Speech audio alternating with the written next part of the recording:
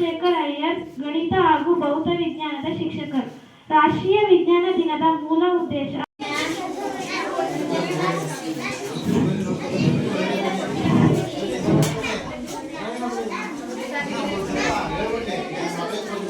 ಭೂಮಿ ಒಳಗಿರುವ ಶಿಲಾಚೂರು ಭೂಮಿ ಮೇಲೆ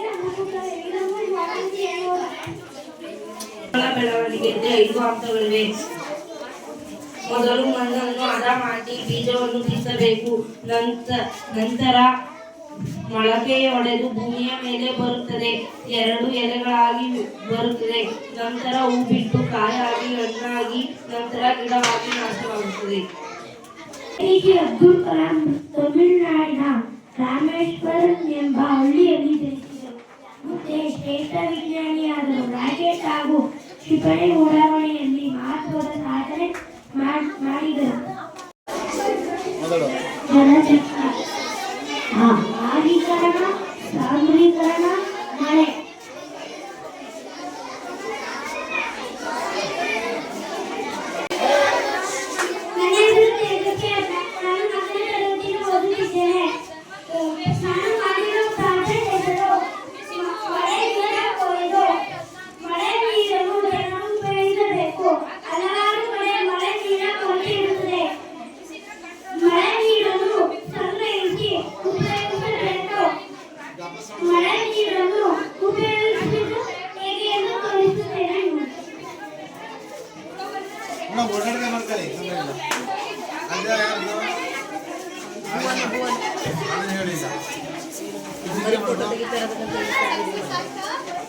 ಏನು ಮಾತಾಡಬೇಕು ಹೀಗೆ ತೋರಿಸುತ್ತೇನೆ.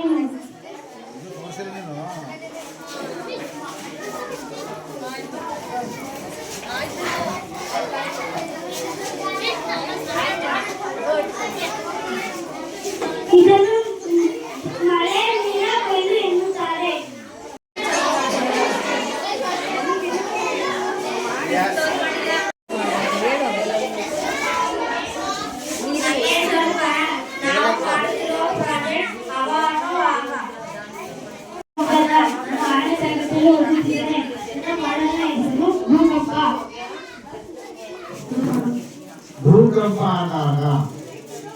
ಭೂಕಂಪ ಆದಾಗ ಇಂತಹ ಬಿಲ್ಡಿಂಗ್ಗಳು, ಮರಗಿಡಗಳು, ಕಲ್ಲು, ಕುಟುಂಬಗಳು ಮತ್ತೆ ಮನುಷ್ಯರು, ಪ್ರಾಣಿ, ಪಕ್ಷಿಗಳು ಎಲ್ಲವೂ ಸಾವನ್ನಪ್ಪುತ್ತದೆ ಮತ್ತೆ ಉಂಟು ಹೋಗುತ್ತವೆ.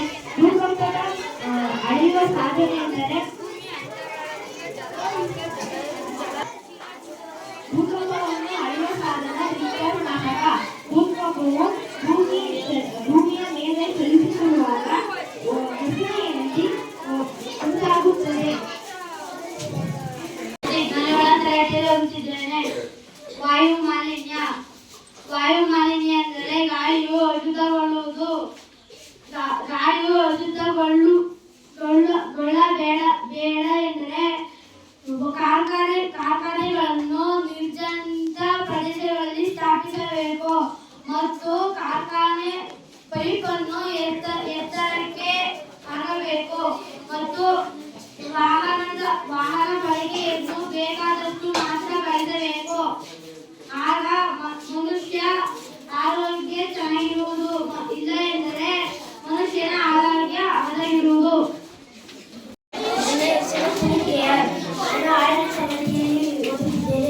ವಿಷಯ ಸೌರಮಂಡಲ. ಸೌರಮಂಡಲದಲ್ಲಿ ತಿಳಿದಿರುವಂತೆ 8 ಗ್ರಹಗಳಿವೆ. ಸೂರ್ಯನ ಹತ್ತಿರವಾದ ಗ್ರಹ ಬುಧ. ಸೂರ್ಯನ ದೂರವಾದ ಗ್ರಹ ನೆಪ್ಚೂನ್.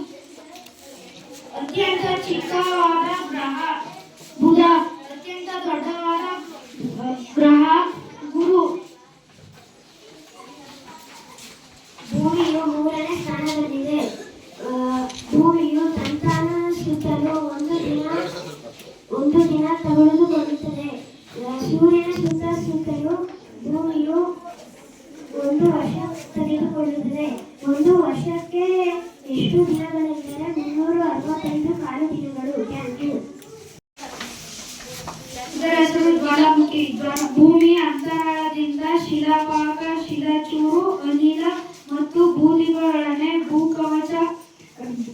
ಪ್ರಪಂಚ ದ್ವಾರದೊಂದಿಗೆ ಹೊರಹೊಮ್ಮುವುದನ್ನು ಜ್ವಾಲಾಮುಖಿ ಎನ್ನುವರು.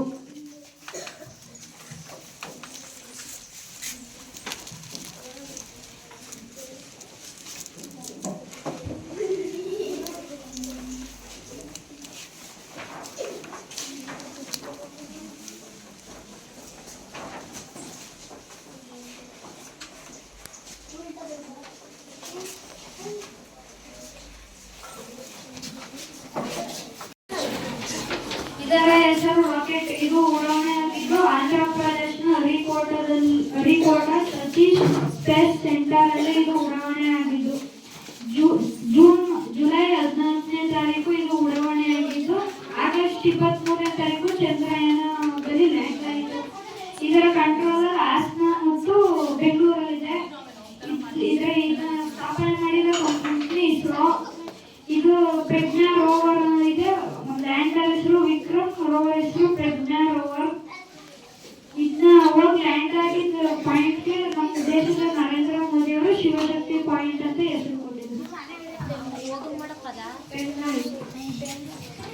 10, 9, 8, 7, 6, 5, 4, 3, 2, 1, 0. Take off.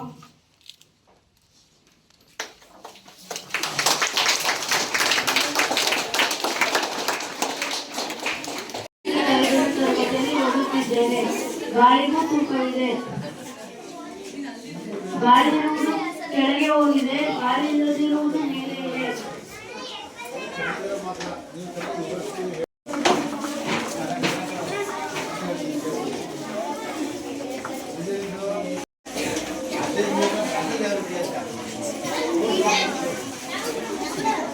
ನಮ್ಮ ಪ್ರದೇಶಗಳು ವಾಟರ್ ಫಿಲ್ಟರ್ ನಮ್ಮ ಭೂಮಿಯ ಮೇಲೆ ನೀರಿನ ಆಕಾರಗಳು ಯಾವ್ಯಾವ ಇದ್ದಾರೆ. ನದಿಗಳು, ಕೆರೆಗಳು, ಸಾಗರಗಳು ಇತ್ಯಾದಿ ನೀರಿನ ಆಕಾರಗಳ ಮೇಲೆ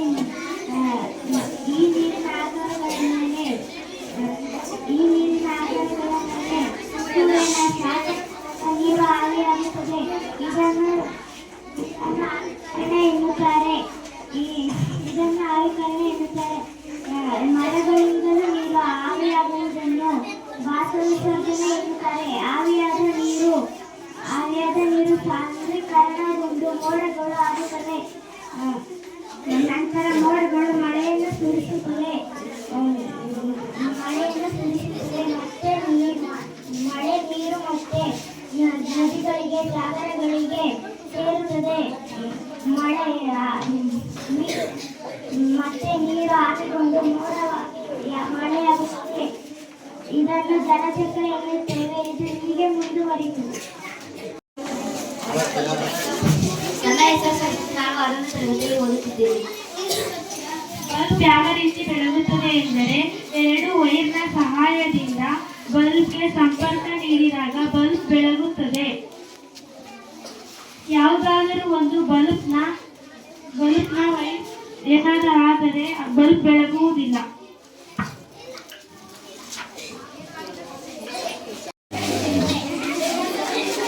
ನನ್ನ ಹೆಸರು ಪ್ರತಾಪ್. ನಾನು 7ನೇ ತರಗತಿಯಲ್ಲಿ ಓದುತ್ತಿದ್ದೇನೆ. ಇದರ ಹೆಸರು ವಿಕ್ರಮ್ ಲ್ಯಾಂಡರ್. ಇದು ಪ್ರಜ್ಞಾ ರೋವರ್.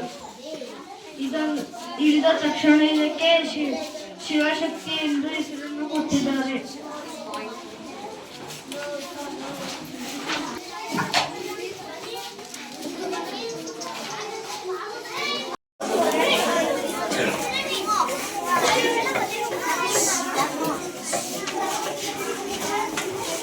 ತ್ಯಾಜ್ಯ ನೀರನ್ನು ಸ್ವಚ್ಛ ನೀರಾಗಿ ಪರಿವರ್ತನೆ ಮಾಡುವುದನ್ನು ತ್ಯಾಜ್ಯ ನೀರಿನ ಸಂರಕ್ಷಣೆ ಮಾಡಲು ಮಾಡಿದ್ದೇವೆ.